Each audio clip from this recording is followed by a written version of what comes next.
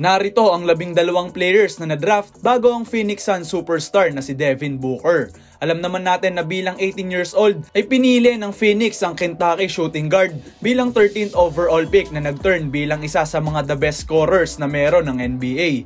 Sa ngayon ay 3-time NBA All-Star na ang player na ito, kaya naman tignan natin ang naging karera ng 12 pang player na na-draft bago si D-Book.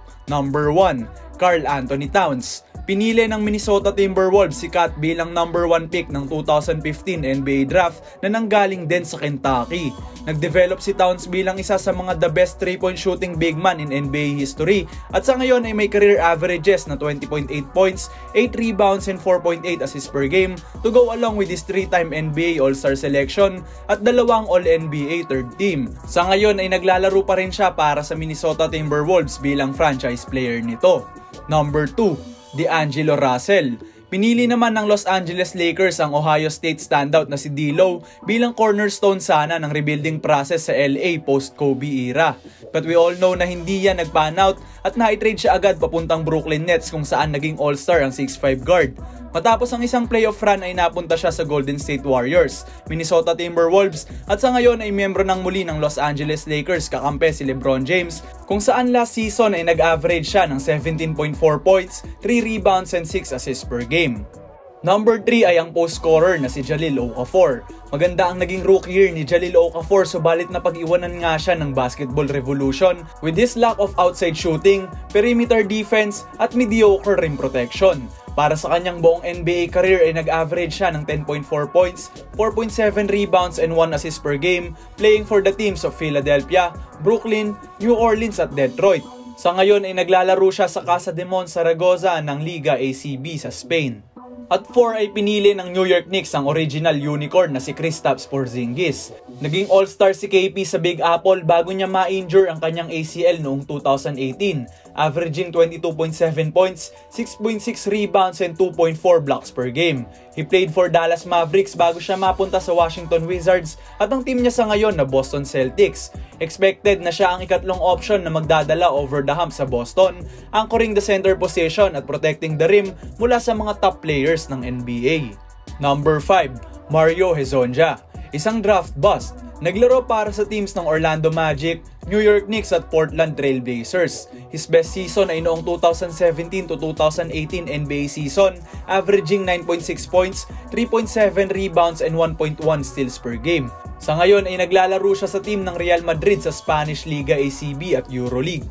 At 6 naman ay pinili ng Sacramento Kings si Willie Cauley-Stein galing Kentucky pa rin. At best ay isa siyang solid na role player big man na nagbibigay ng quality minutes off the bench. He played para sa mga team ng Sacramento, Golden State, Dallas at Philadelphia na may averages of 8.7 points, 6 rebounds and 0.8 blocks per game sa kanyang buong NBA career. Sa ngayon ay sa Italy na naglalaro ang player na ito. Sa 7th spot ay pinili ng Denver Nuggets ang Congolese point guard na si Emmanuel Mudiay. Galing ang player na ito sa China na naglaro para sa Guangdong Southern Tigers. Mataas sana ang potential ni Mudiay bilang isang 6'3 athletic point guard, ngunit masasabi nga nating hindi nag-pan out ang kanyang NBA career. He has averages of 11 points, 3 rebounds and 3.8 assists per game sa kanyang almost 6-year NBA career. Sa ngayon ay naglalaro na si Mudiay sa Baloncesto Supernacional ng Puerto Rico. Pinili naman ng Detroit Pistons ang small forward na si Stanley Johnson bilang 8th pick ng draft. Isang high upside wingman na tinignan bilang isang future Kawhi Leonard type of player dahil nga sa kanyang 6'7 frame at two-way potential. Subalit never ngang nagmaterialize yan at naging role player at best lamang siya lalo na sa Los Angeles Lakers. This season ay bumalik siyang muli sa G League para sa Sioux Falls Skyforce. Sa 9th spot, pinili ng Charlotte Hornets ang Wisconsin big man na si Frank Kaminsky. Kagaya nga ng mga ibang draft pick ni Michael Jordan ay hindi nagkaroon ng magandang career ang player na ito. He played for Charlotte, Phoenix, Atlanta at Houston bago mapunta sa Europa sa team ng Partizan ng Serbia.